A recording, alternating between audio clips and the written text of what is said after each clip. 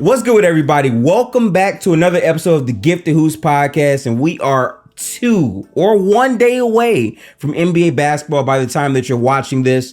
I'm very happy to be breaking down Cleveland Cavaliers basketball. We're reaching the end of my series over the offseason where we've gone through all 30 teams and we've broken down the X's and O's of their roster construction and their direction as a franchise. I'm joined here by a passionate Cavs fan. He has all types of attire when it comes down to breaking film. He also has his own podcast, Across the Cavs. Zach, how are you feeling? Introduce yourself to the people. Yeah, man, appreciate you having me. Zach Weiss here, folks. Pleasure to be on. Across the Cavs officially turns 4 years old on October 22nd, making this year 5. I didn't create the podcast, but I've been the host and the social media guy for it since day one. Been a lot of fun. I didn't grow up in Ohio. I've only been to the state once, and it was to watch a game last season, believe it or not. So to finally go was a great experience. And Cavs Twitter, really special place. Definitely opened my eyes to what Cavs fandom is compared to being the only guy in New Jersey that really roots for the Cavs, but being able to discuss, get into, and meet some really cool people that way has really been a dream these last couple of years. I gotta say, man, your story from New Jersey to Cleveland Cavaliers fan, like, I just love stories like that. For me personally, I'm from Detroit, but I follow the Golden State Warriors. That's what like really attracted me to like hardcore watching the sport. So this is dope stuff, man. I'm very excited for this pod because there's a lot of questions and like breakdowns that we're gonna get to for the Cavs. But for those of you who are listening, make sure to go tap in with Zach. His links and all of that are in the description and the comments below. Again, 4 years is no joke. A lot of like grinding work that goes, unseen by the public, but I know exactly what that takes, and I love that consistency. I just started my podcast in the playoffs last year, so much respect to you, and hopefully if I keep plugging away, I'll also be able to, have this as consistent as a 4-year time span. So I'm excited. Before we get into the episode, if you're watching, make sure to tap in with this podcast on Apple Podcasts and Spotify at Gifted Hoops, and also on the YouTube version where you can see our faces. I'm wearing a nice, cover up. He is as well, but you can't see that if you're not watching the video version. So tap in for those small little details. But let's officially get right to it, man. So I'll tell you this, right? For me, the Cleveland Cavaliers obviously have been a team that I have looked at a lot. And why is that? Well, partially because obviously I'm a Warriors fan and they went to like back-to-back finals. Cool. But after LeBron left, I'm like, okay, what is this team's direction? Where are they going? How are things going to pan out? They drafted Garland. I'm like, okay, Garland maybe could be good, And then he just took that leap. Like, wow, he's really playmaking crazy. Because I remember when it was between Garland and Sexton in terms of, okay, who's going to be the more productive player? And Garland just took his game to a whole other level. But Sexton was averaging like 24 points the season he got traded. Like, I can't remember the inner workings of their dynamic as a backcourt. But I do just know that Cavs team, even though they weren't winning, they were very competitive or trying to be that season. So trading for Donovan Mitchell, I'm like, wow. So they're now really going for it. What were your thoughts when you guys traded what you traded, which was, by the way, Colin Sexton marketing? I'm pretty sure it was 2 or 3 unprotected first round picks. What was your perspective on that? Yeah, so my first thought was, damn, we're really not going to get Abaji in a Cavs uniform because he looked really good over the summer. 14th pick, 4 years at Kansas, National Player of the Year nominee. Fantastic baller. So definitely missed him. But I look at that trade and I was pretty pumped. More excited, honestly, for me personally, than the day LeBron decided to come back, because that day left me with mixed feelings. They're building something special. Everything for the previous 7 years for them was LeBron, and for 4 years it was just a disaster. And he comes back and all is forgiven. It was cool. They won, and we played you guys 4 times, and it was a blast, even with the losses, just getting there until the last season where it's like, you know what, just end it already. After game 1, JR, LeBron, whatever. Shout out JR, they'll always love him. But this trade was massive, man. Donovan is just such a winner when it comes to regular season basketball. Something that the Cavs hadn't had without LeBron since the late 90s. Their last winning season playoff appearance without him before was 97-98. You got to go, what? It took another 25 years. He played 11 seasons with them. Those first 6 years he wasn't there, and the 5 years before he came, it was just injuries, not hitting, players not hitting, veterans getting hurt after they get here, not being in the shape they thought. You're bringing in a guy that was a proven winner in Utah, could never get past the second round, but just all he did was win. Number 1 seed his final season with the Jazz, brings that to Cleveland, and he comes in and plays incredibly. But you look at what they gave up. Colin had gotten hurt in that 21-22 season. Ricky Rubio was playing great. He got hurt. Allen and Mobley both missed time throughout that campaign. So while the Cavs still made the play-in, went 44-38, it could have been a lot better. Could have also been a lot worse.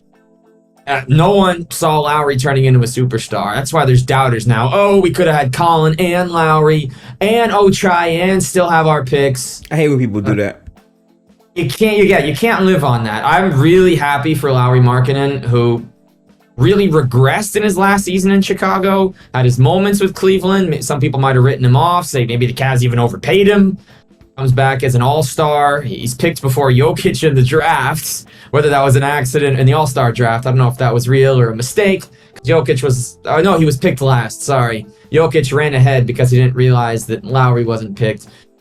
Colin's going to be great again. He had averaged 24, but it's the injury to Colin that allowed Garland to really shine.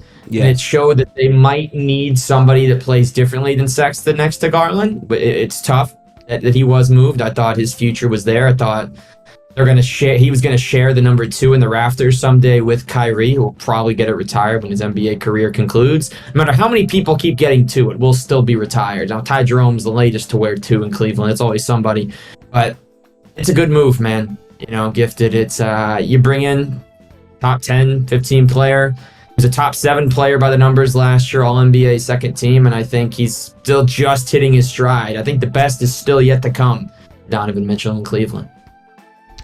Yeah, I gotta say, from my perspective, people have to remember, while Cleveland didn't officially make the playoffs, this is a team that, when they were healthy before Donovan Mitchell, with Lauri playing the 3 big lineup, they were very competitive. And was only until Jared Allen missed all those games where you saw the L's, pile up. But they still made the play-in and came very close to officially making the playoffs as well. So for me, I always said if Jared Allen stays healthy, that team is going to the playoffs. Like, I was that confident based on how the defense worked, because I watched the games like, how is this 3 big man lineup working? Well, because Lauri is a spacer, and the size and length that they had was just swarming in the paint. And I feel like he was that piece that really unlocked you guys to be able to play that type of style, on top of, Darius Garland continually making that leap as an NBA player, becoming a much better passer and a much better shot creator than his first, 2 years in the NBA. So for me, Garland just taking that leap overnight and playing with a defensive oriented lineup, things fit in so perfectly.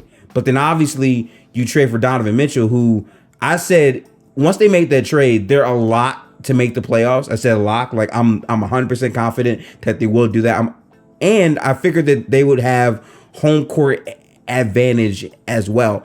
And I think that Donovan is so potent for this team, primarily because Garland now has a backcourt mate who he can just learn from, who's a very good player. As you said, he never won it, but for you to be the leading scorer on a team that, was the number 1 seed in the Western Conference back, to back years, just playing at that high level, even though in my opinion Gobert was the best player, just saying. But anyway, most valuable and best, I think, could be 2 different discussions. But fair.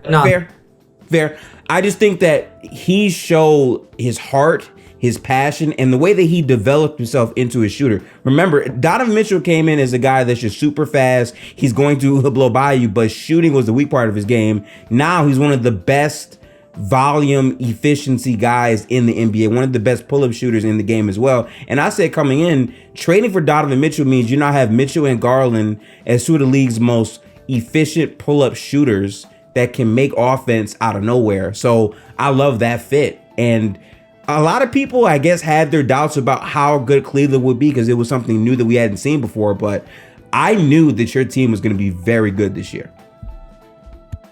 Yeah, I mean, the moves that we're talking this past season, correct? Yes. Last year, man, was unbelievable. I got to see a couple games in person, saw them take down the Nets. I saw the Donovan Mitchell poster dunk over Utah in person. That was incredible. Got to see them against New Orleans. Finally got to see a home game. Long time coming for me. It's been a bucket list item for a long time. Just never had the time. Was supposed to sit courtside for my first Cavs game against the Nets right before COVID hit. Everything was booked.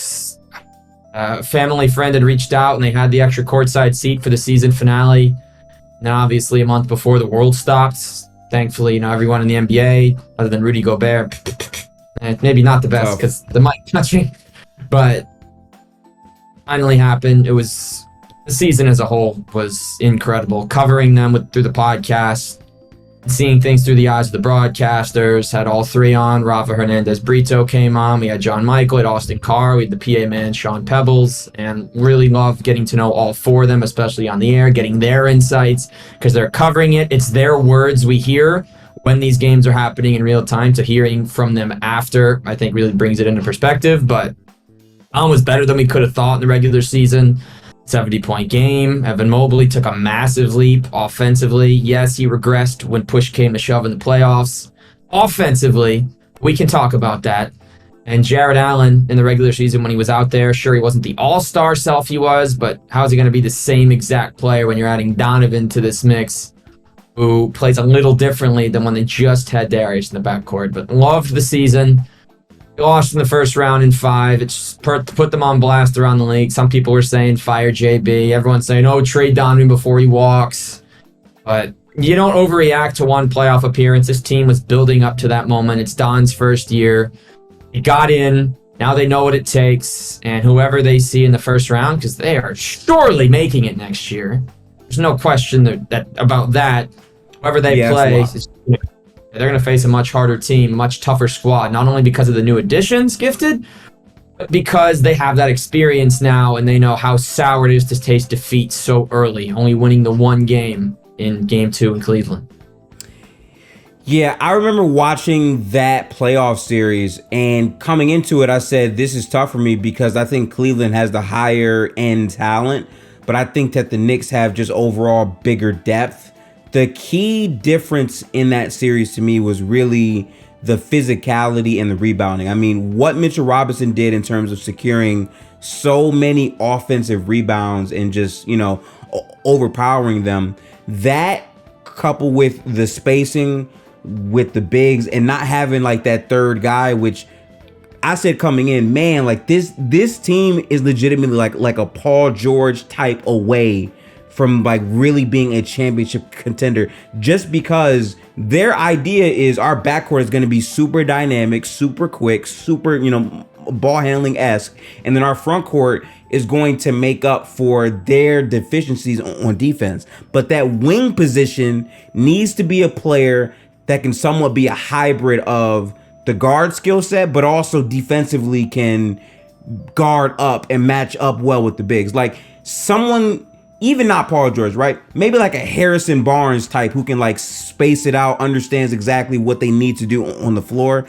I feel like that type of player would have made such a dramatic impact. And I came into the season saying, dude, if Isaac Okoro can knock down this corner three and teams can respect his corner shooting, it bends the floor dramatically. Because the biggest issue obviously is Mobley is not quite there yet in terms of him becoming a three-point shooter. Jared Allen is a non-spacer completely. Yeah. So if that third guy is also ignored offensively, it makes it way harder for, Mitchell and Garland to find easier shots, which makes your offense tougher.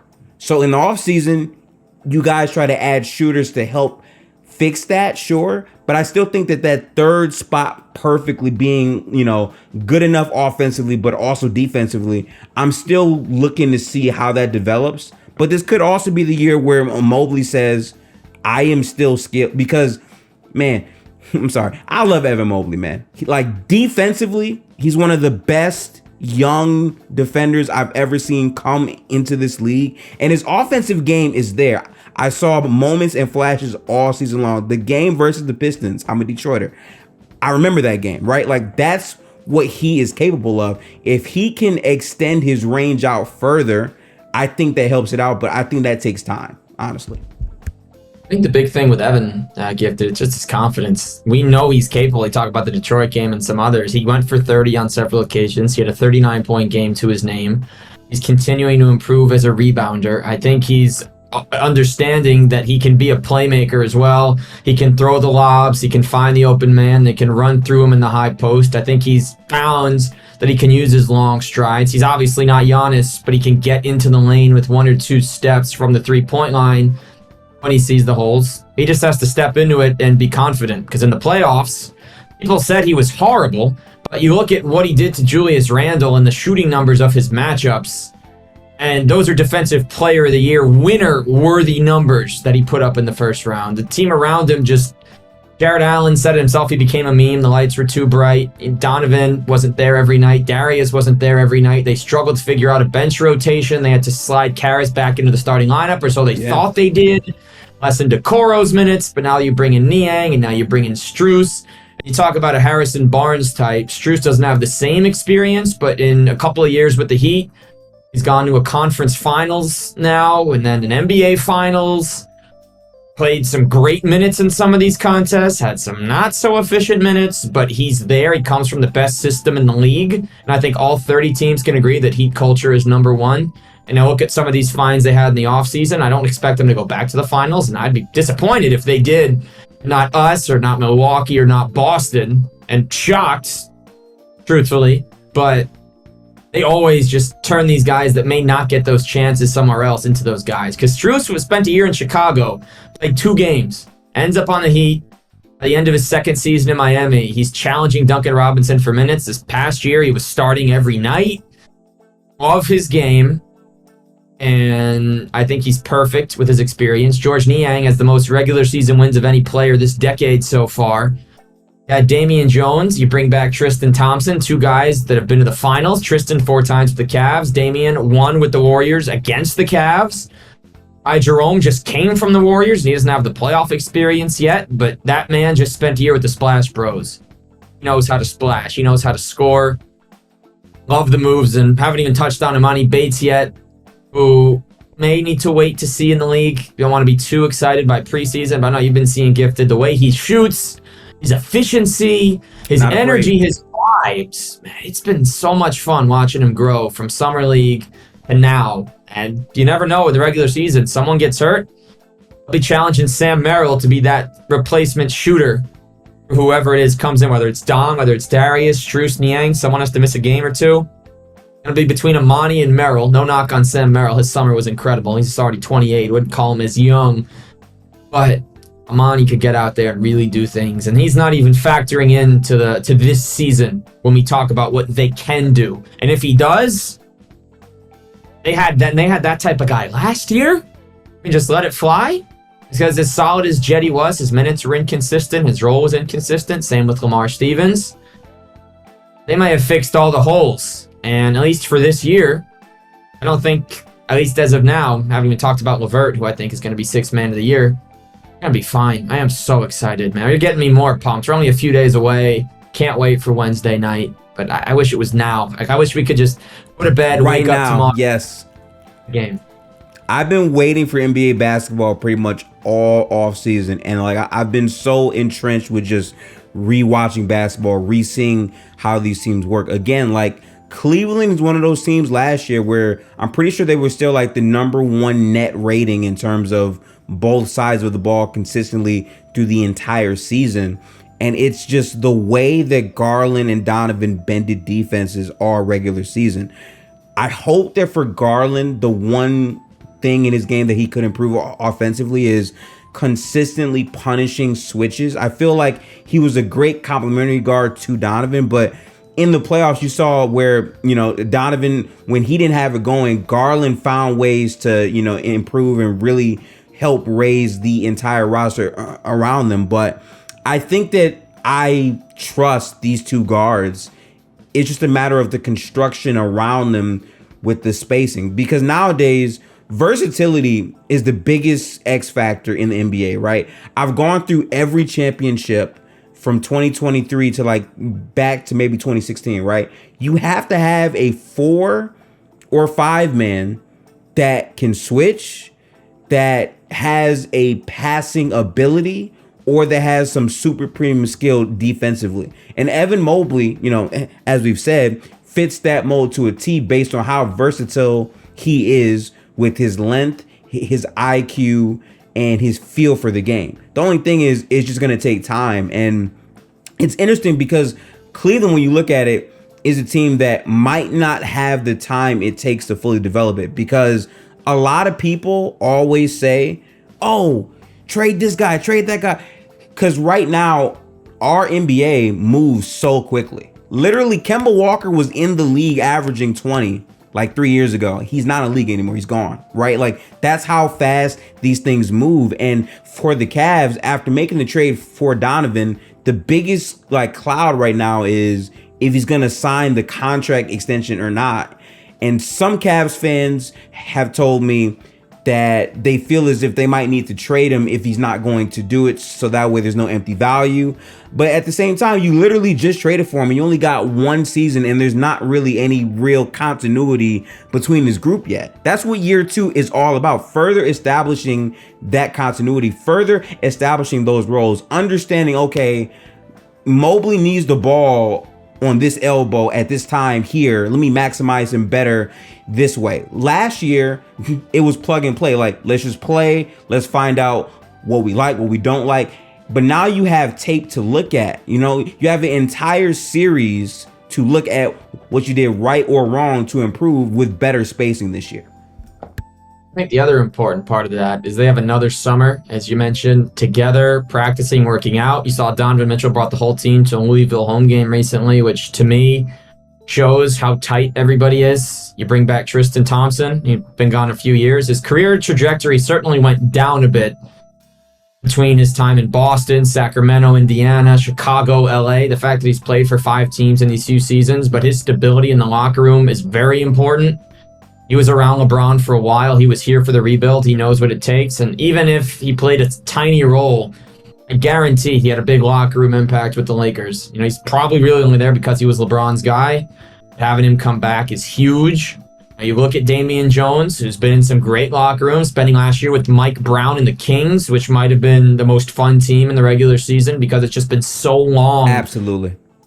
Since the Kings have been relevant. You bring in players, again, George Niang, sure, Philly might have been a little dysfunctional. We don't know the truth. We're starting to hear some things about guards and how they feel about Doc Rivers, but he was in winning cultures with Don in Utah, then in Philly, Max Strus from Miami, and you add all these pieces, and Donovan Mitchell has got some serious vets now that I don't think he's ever had. When he was playing for the Jazz, those teams could never get a deep bench. There was that time where they were trying to change the starting lineup up a bit, and I think Joe Ingles ended up becoming the 6th man for them in the bubble when they unfortunately lost in 7. But other than what? It was Niang playing a little bit for them off the bench, and then it was Jordan Clarkson.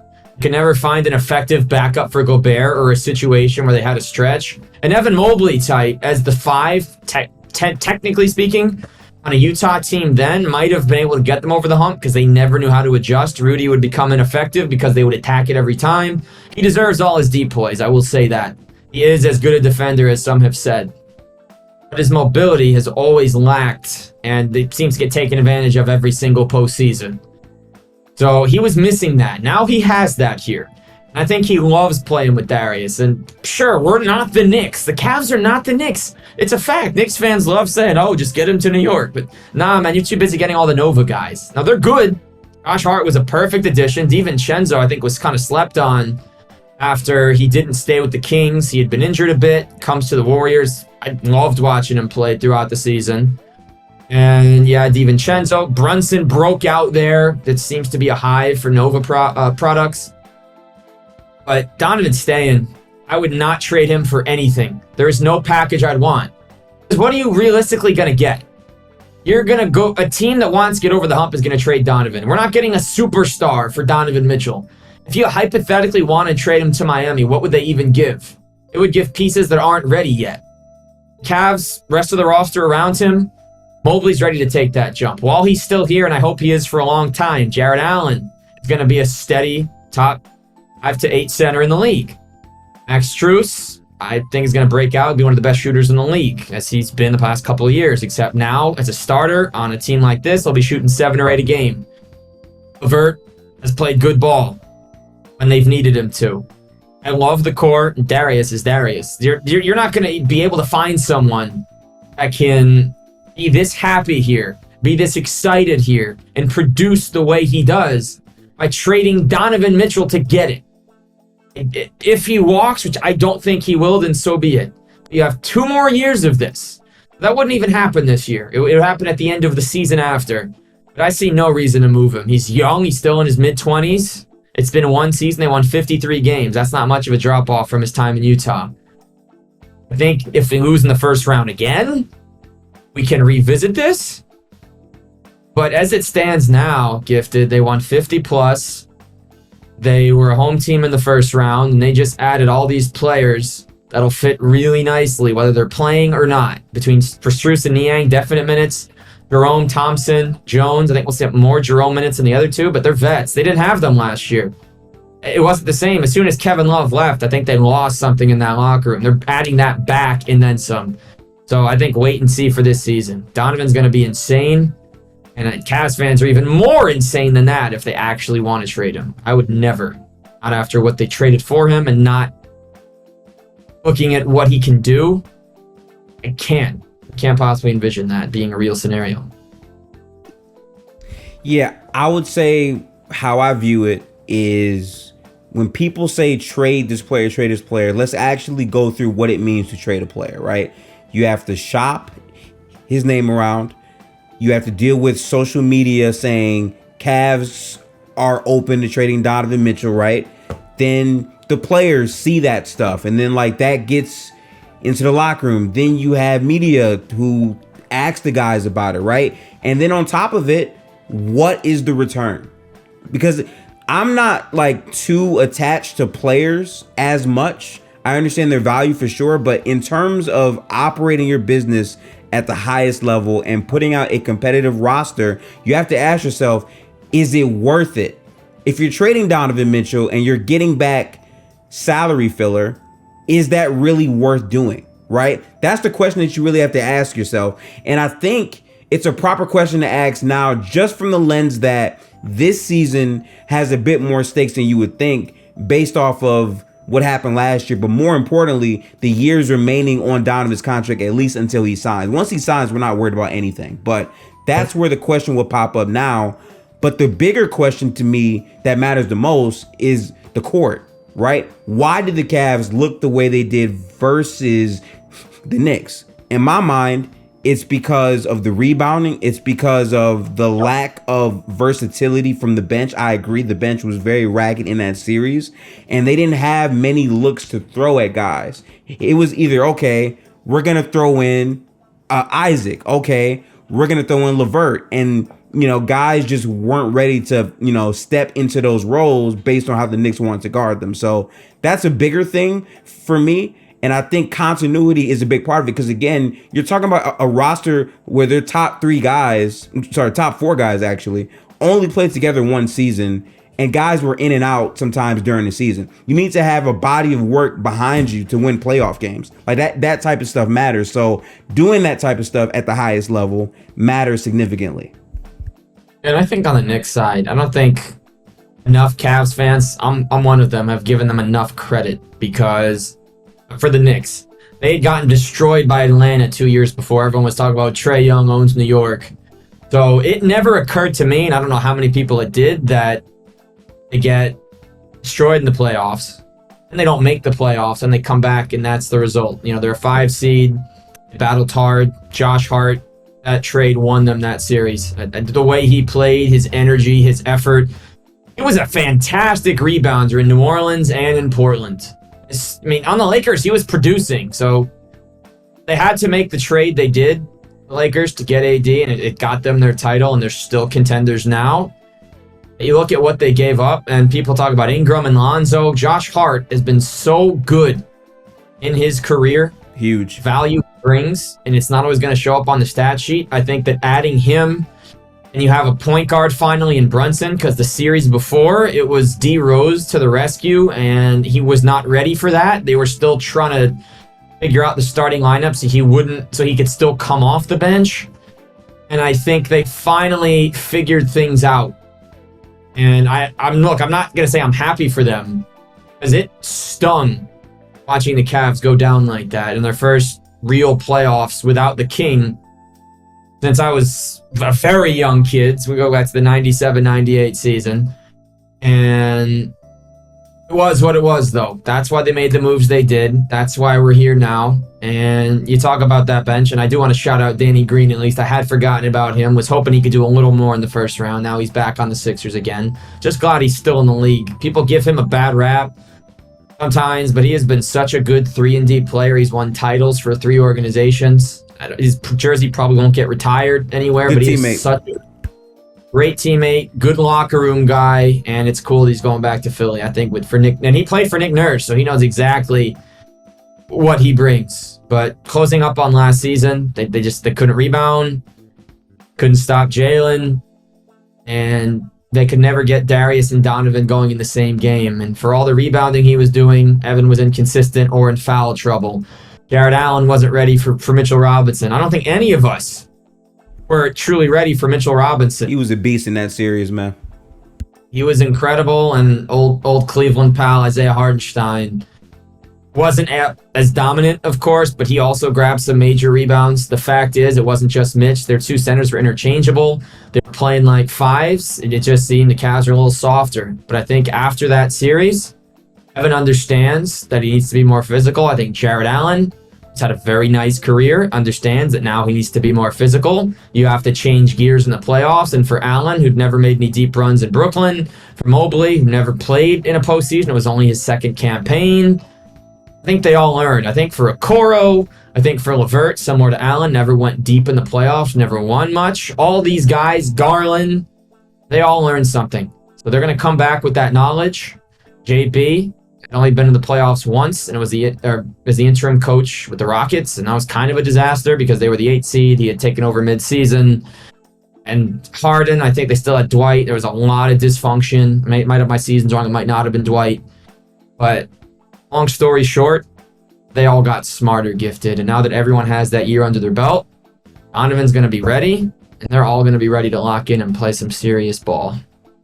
I think that's the proper way to think of these things, because coming in, I said, okay, this is Evan Mobley's first playoffs. Like, let's just pump the brakes. He needs time. But I think, again, as you stated, he has the talent to overcome this, because it's just like his feel for being super physical against those types of bigs. He's put on mass this entire summer, so he's trying to address that area. But my thing is, I'm curious about your thoughts on this, right?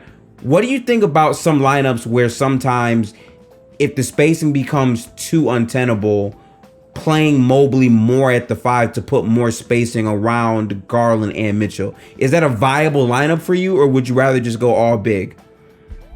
But I mean, they used that a lot last year. It was very matchup dependent. So what they usually do is, at least when they had Kevin Love, first part of the season, they have Allen and Mobley start together about 6 or 7 minutes into the first quarter.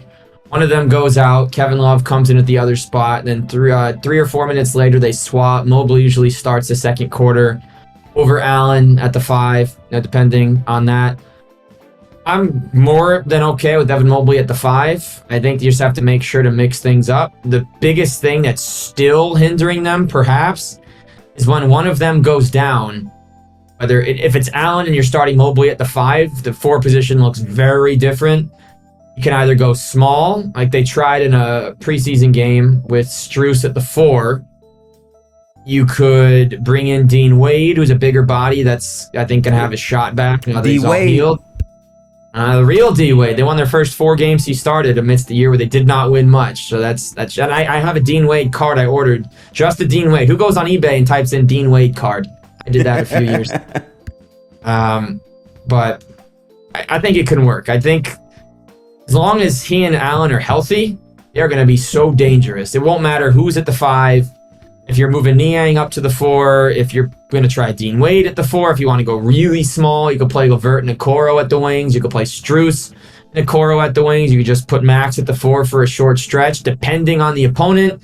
Against the Bucks and against Boston, especially now, you should be thankful to have 2 bigs like that, because you got a Brook Giannis, you got an Al Kristaps. So both of those serious problems. I know we're not there yet.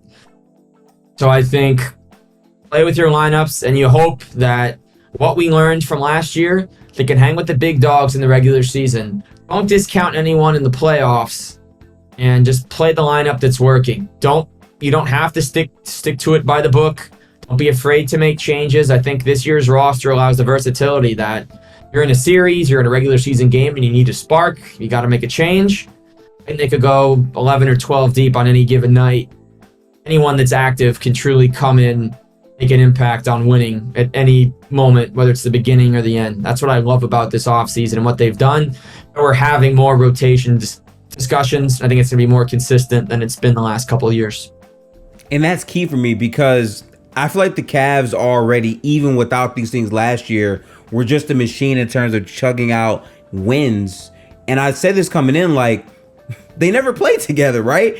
And they were that good. So, like, adding in more vet guys who understand locker room dynamics, who have been in the playoffs, who understand what a winning environment feels like, mentally, that does a lot of things for everyone who's playing basketball, sure, but also in terms of the fit. Having multiple guys who can come in and randomly hit 4 threes, 5 threes, or whatever, it bends the court significantly. Like now, if Donovan is in the PNR, he can trust that shooter to knock down shots from a deeper range consistently, and that just changes how much more deadly he can be going downhill in that 2-man game. Also with the bigs, Mobley, I feel like his creation this year is going to take a step up as well, because he showed signs last year, but I think him playing that way is going to be key, because if he's able to have more reps in that, if he has the ball in his hands, you now have Donovan and Garland off the ball, which is going to help the spacing out more, obviously, because you have these 2 guys who can basically move around, cut, drive, or relocate all around the court for 3. Maybe Jarrett sets off-ball screens as well. Like, there's some creativity offensively you can really get to if Mobley becomes more of a creator. And he's too fast for the, burly bigs, but he's also going to be too big for like the power forward, 3-4 types, right? So he can play that versatile fit. And if he's able to do that with his defense, again, one of the best help side rim protectors in the NBA last year, was in the DPOY conversation for a reason. You're talking about a enhanced Cavs team from last year. Now, obviously, Donovan Mitchell is a special player. I feel like he underperformed severely to his standards last year. But before that, and before his last playoffs in Utah, Donovan Mitchell's always been a playoff riser type of guy who gets up for big games. I think for him personally, especially knowing that, his contract is coming up, I think he's going to be very motivated to bounce back and be a much more productive performer in the regular season. And also, I hate to be the one that says it, but people do realize, right, that playoffs are matchup dependent, right?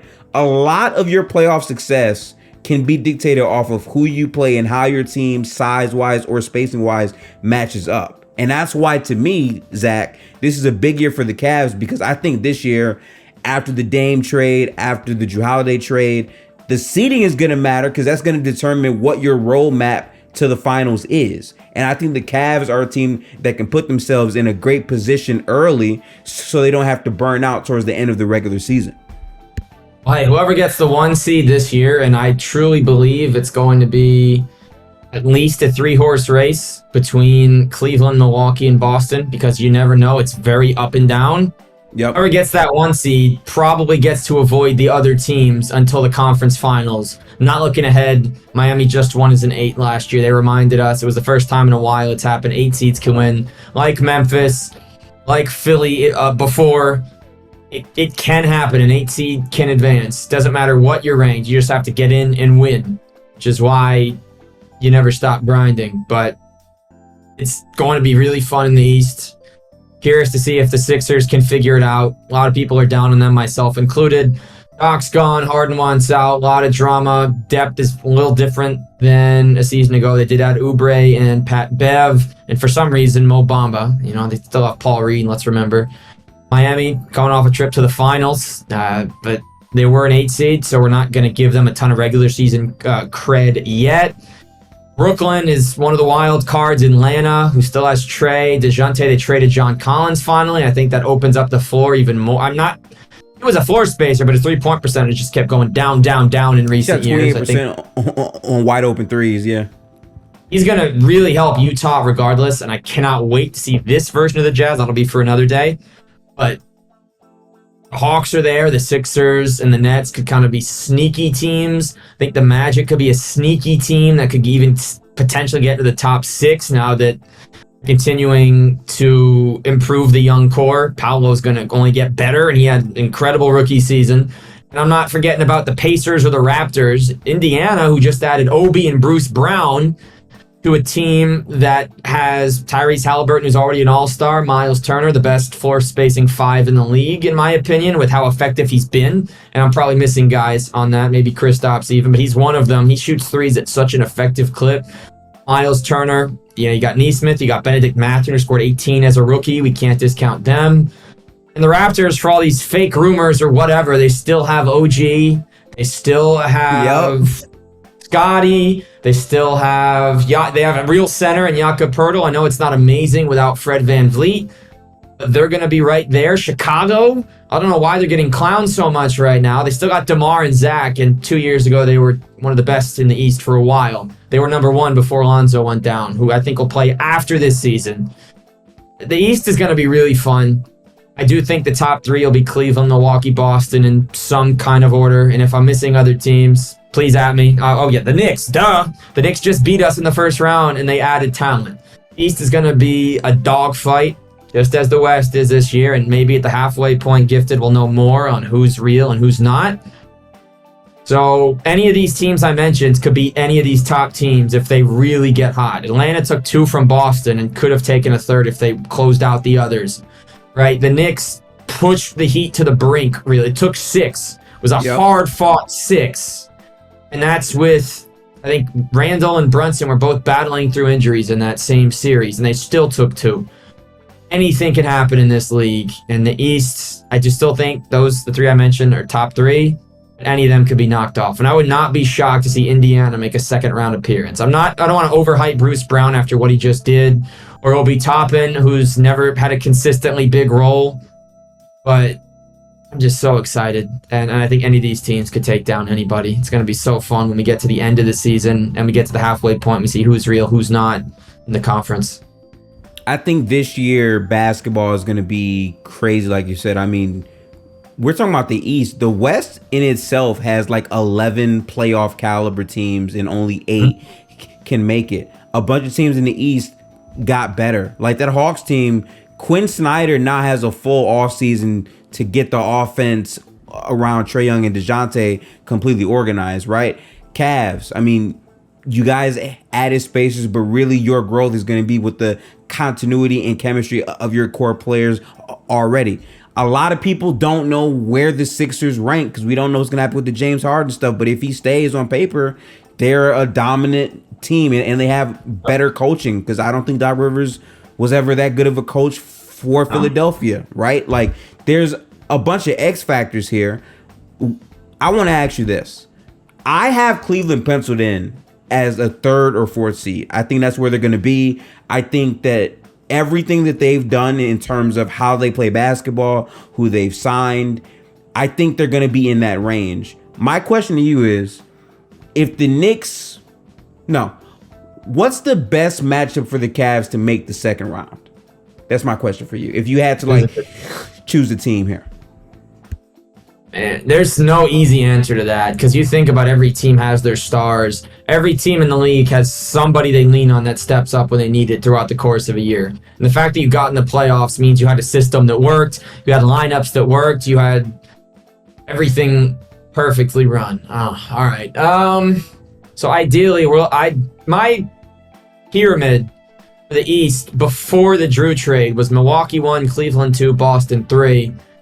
I'm letting Milwaukee and Boston are interchangeable at 1 and 2, depending on how things go and health-wise. As long as Kristaps plays 75 games, I think Boston could even sneak into number 1.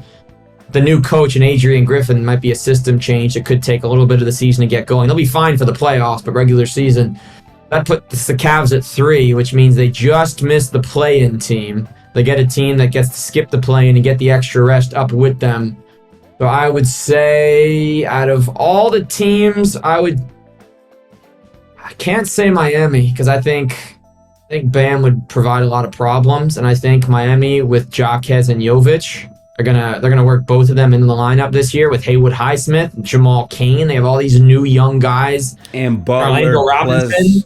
Yeah, that's that'd be Miami and we're sleeping on Hero way too much. I know he's overhyping himself now with Jordan Poole also getting all this new attention in DC.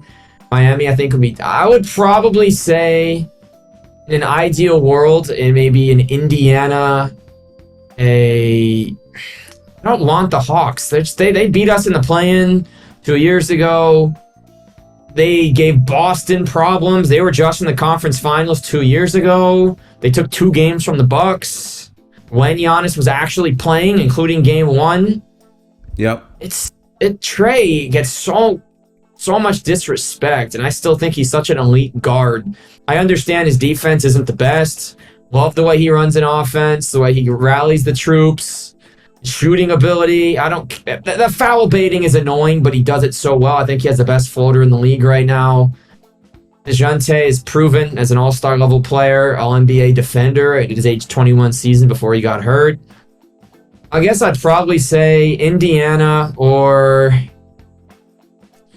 I'd say Philly. I'd sound foolish because that puts a target on Cleveland, and Embiid is probably going to wreck Allen, and then it'll have to be Mobley. Maybe not. Mobley held his own against Giannis in the regular season. All right, let's go with Indiana or Miami. Out of everything I just said, Indiana or Miami, maybe Brooklyn. If Brooklyn sneaks into the 6, I think they could beat any of those 3 teams. And if it ends up being the Knicks again, I'm game. It ain't going 5. Let's just say that. I think for the Cavs, the ideal matchup here that you point to would probably be Indiana.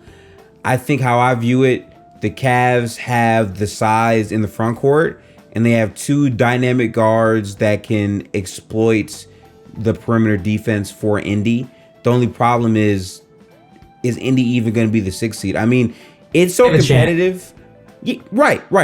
They have a chance. I'm just trying to figure out what it looks like, because there's a realistic world where you're playing the Heat because you're the 4th seed and they're the 5th, or you're playing the Knicks because they're the 4th seed. It feels like your future is between one of these 3 teams. And I feel like in that type of playoff series, the spacing is going to be the biggest question. How does that hold up? How do you slide in the perfect guys in these slots here? How does Donovan Mitchell leverage his on-ball pressure in the playoffs? Because last year he didn't do it, but I feel like he was under a lot of pressure based on how he was being guarded. They showed him multiple bodies consistently, and they made Garland have to kind of eat off of him, which made it harder, obviously, because the length and the size, I think, really bothered them in spots. But again, to me, that's why the X factor has to be Mobley. If Mobley is playing at the level as another offensive outlet, it makes the floor of this Cavs team so much higher, man. So much higher. What he's capable of and what he's done, they're 2 very different things. He's already done a lot. I'd say just wait and watch next year. Evan Mobley's going to take a massive leap. Not guaranteeing an all-star spot, but he's going to be... They showed the NBA on TNT panelists who their all-star reserve votes are. I guarantee at least 1 or 2 of them will have him in there. That is how effective he's going to be this season, even as a 3rd option to these guards, because they're going to find him. He's going to be hungry. He was snubbed for the DPOY. Didn't put up the same offensive production in the playoffs. I think he's due for a huge third season. That's usually where we see a couple of years of a player where they're going to go. Oftentimes, if they're on their way to stardom, we'll see it between years 2 and 3. 100%. That like 3 to 5 range is really where you get to see these players like truly become themselves all the way. It takes time, and like it's hard because we live in an ever evolving NBA where in one season KD, Harden, and Kyrie can just completely crumble, and it's just a whole new Nets team led by Mikal Bridges, right? Like things like that can happen in literally one off season, which is kind of why like patience is a must, right? Devin Booker had to lead many like terrible Suns rosters for years. And then in one off season, they go from not making the playoffs to like the 3 seed. Now they're the 1 seed. Now they have Kevin Durant and Bradley Beal. Like it takes time, but you need to learn how to regroup after losses and have continuity to have success. Denver spent multiple years with basically Porter going down and Jamal going down, but they finally, stood by it. They didn't fire their head coach. They didn't make excuses. They won the games they could, and they lost, and they regrouped, and they finally won this year. It just takes time. Yeah, I really enjoyed Denver's run this season. It was fun because the bench was pretty thin. Jeff Green was a part of that. So as someone that played for the Cavs, always love seeing someone that was once a Cav get out there and go get a ring. It was a fun year all around. It's only their second playoff run with Murray, Porter, and Jokic healthy. The first one led them to the conference finals in the Lakers. The second one led them to the conference finals in the Lakers. And this time, they got by.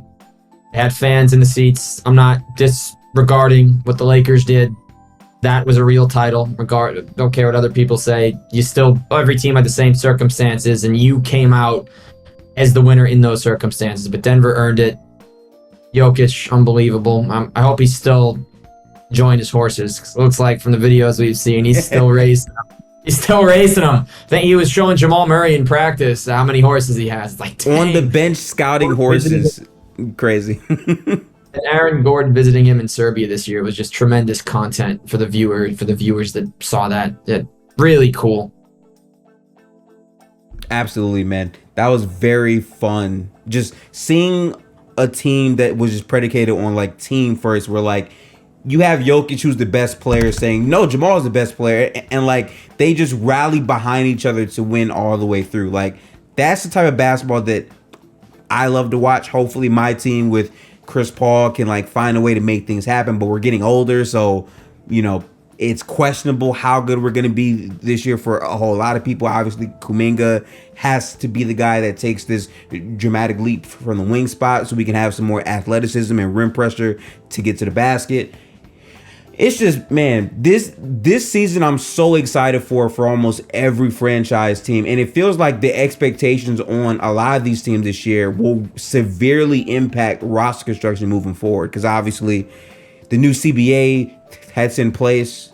You have both LA teams aging, where obviously the Clippers have contract extensions for Paul George and Kawhi. For you as a Cavs fan, you probably hope the Paul George stuff, I honestly, I'm a big fan of what they're doing. I still think a fully healthy Clippers team could be top 2 in a playoff race and could still go to a finals, Harden or not. I think that the Grizzlies, when Ja comes back, I think he's going to finally get his act together. And I think with him and Marcus Smart, I'm very curious to see how it all lines up over there. They had a really good offseason. And I think it's great that Dylan Brooks is gone. I think he was not a great locker room guy. I think all the antics are going to disappear and they're going to focus. I think the Clippers are going to be really fun. I think the Pistons in the East, with Monty Williams coming in and Cade Cunningham coming back, and you bring in Oscar Thompson. They got some trade chips, like a Bojan that you can move if you don't want to get even more solid pieces. They got 4 bigs. They're going to be competing, so I think it's going to be healthy competition between Wiseman, Bagley, Duran, and Stewart, who's already got his extension. I really like what they've done. Killian Hayes still hasn't really shown it, but I think he will. I think Jaden Ivey is a baller. See Detroit in person last year. Love the direction they're taking. You got the Spurs with Wemby. You're playing Oh my God. Jeremy. I mean, these highlights seem fake. This is going to be incredible. And then you got Sohan at point guard with 6'9", power forward, trying to play the point guard. So I think they have the potential for this incredible thing because Devin Vassell is now the shortest starter on the Spurs with Keldon playing the 3 and Sohan at the 1, Collins at the 5, A lot of Wemby at the size. 4. It's going to be such a unique lineup. You know, the Thunder getting Chet Holmgren now. They brought in Shea, Giddy, yeah. and they got Micic, who he's been waiting in Europe for a long time, and he, along with the Kings, getting Vezenkov. They got JaVale McGee. They improved their bench. We're going through a couple more, and then I'll stop this madness. Dallas improved their bench and their starters. They got Grant Williams. They brought back Seth Curry, who's now in his 3rd tenure with the team, one of the best shooters in the league. Drafted Derek Lively. You know, you got, well, obviously Phoenix did what they did. Wizards might not win much, but with Kuzma and Poole, Koulibaly, Tyus Jones, I think they're going to be well run this season. And what else we got? We got the Hornets. I mean, I don't really know what to expect. Everyone keeps getting in trouble. Literally, everyone keeps getting in trouble. Everyone gets so confused when you get to the Charlotte Hornets, honestly. Yeah. And then the team, I think, truly could be the biggest NBA wild card this year would be the Jazz because Holland might be coming off the bench now. They brought in John Collins. They had 2 lottery picks. They got Taylor Hendricks and Keontae George, who could both fit in brilliantly. They extended Jordan Clarkson. Lowry was just an all-star. You got John Collins in the mix. Walker Kessler coming into year 2 already looks like a top 10 to 12 big man already with his ability to protect the rim. Some insane block numbers, better than Rudy almost. Mark Eaton-esque some nights. Ability to rebound. You got Colin. I think Chris Dunn showed he can really work it on the floor. You have guys like Horton Tucker and Olynyk who could be fringe elite role players or some nights disappear, but they're there. So much going on for Utah. And you got Will Hardy as well, who's a great coach, understands how to maximize players perfectly. Yeah. They're my team to watch. I think they're going to sneak into top 6. I know the West is really loaded. Obviously, the Warriors got Chris Paul. Duh. But Jazz are going to be top 6. This is a Cavs pod. But because of all the Cavs-Jazz business over these last 5 years between Korver back and forth, the Sexton deal, the Alec Burks trade, there have been so many moves. Harpring played for both. Boozer played for both. CJ Miles played for both. I can name you 50 players just like that. These teams love doing business, and players love going from one to the other. Utah top 6. That's my I want to say shout out to Jazz Lee. We also had a conversation on the pod. I know Zach knows you as well. Big shout out to Jazz Lee. We'll be watching Jazz basketball. Right? But Richie's great. Yeah. Richie's great, man. Yeah. He's great. Shout out to him. Yeah. Well, overall, that's been about an hour of us talking about Cavs basketball and recapping just how good the NBA season is going to be. So regardless if you're a Cavs fan, Knicks fan, Warriors fan, WNBA fan, if you like basketball, tap into the NBA this season beyond just your team.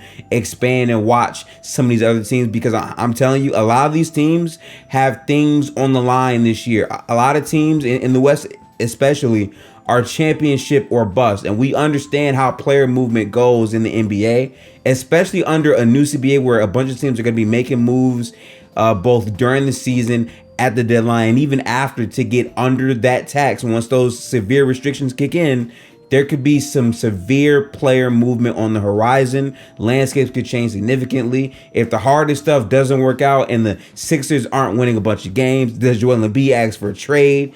Like, there's a lot of chips that can fall to the table this year. On top of just, if every team stays as is, can be very fun and very competitive. Me personally, I would love to see Cavs Hawks. I would love to see the Cavs Hawks first round. That would be such a brilliant like back and forth battle. Trae Young versus Garland. Yes.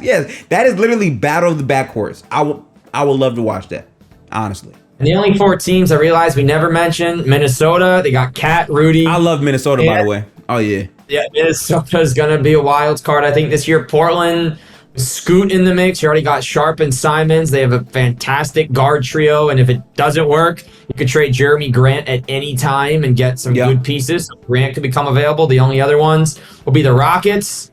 We'll see what happens. Van Vliet and Brooks got a lot of money, but they got Jabari Smith. They got Amin Thompson. They have a whole lot of intrigue. They also improved their bench with vets, too. Jeff Green, Jock Landale. And the last team who could change everything this season if they're just healthy, which will they ever be, are the Pelicans, because Zion will start the season healthy again, right? You will miss Trey Murphy, unfortunately, to begin the year, and I think Jose Alvarado went down. No, it was Najee Marshall. They'll come back, but they got their starting core together.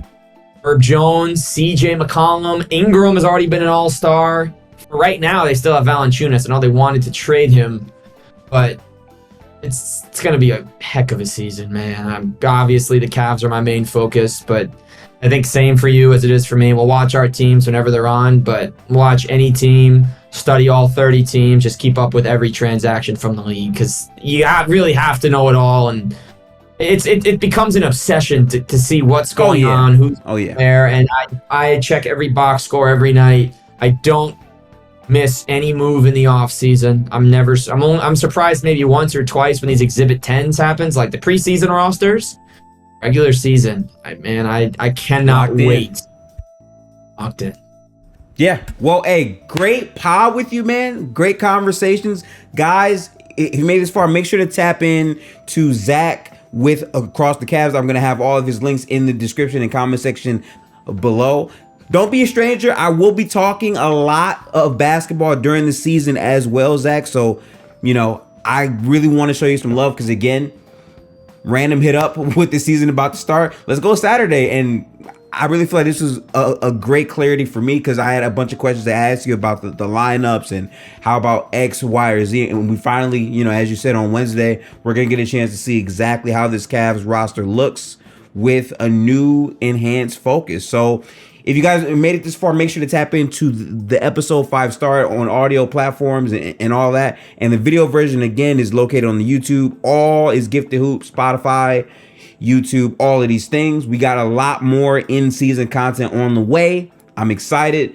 Big shout out to Zach. We'll catch you guys for the next and hopefully like the last team, because I've been trying to cover all 30 teams. So I'm in this grind mode to get all 30 done before the season starts. That's going to be my season previews for all 30 teams, which is crazy. So I appreciate you contributing to that, Zach. Hey, Gifted, appreciate you, man. Thanks for reaching out. Always happy to talk Cavs. Happy to plug anything you ever need to plug.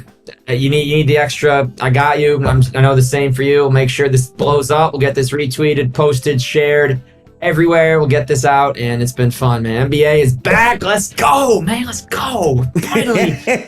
Yes. There, man. Let's have that energy. Peace. Well, appreciate you guys. Have a good one. We'll catch you guys in the next upload again. For the last time, tap into Across the Cavs. Peace out, people.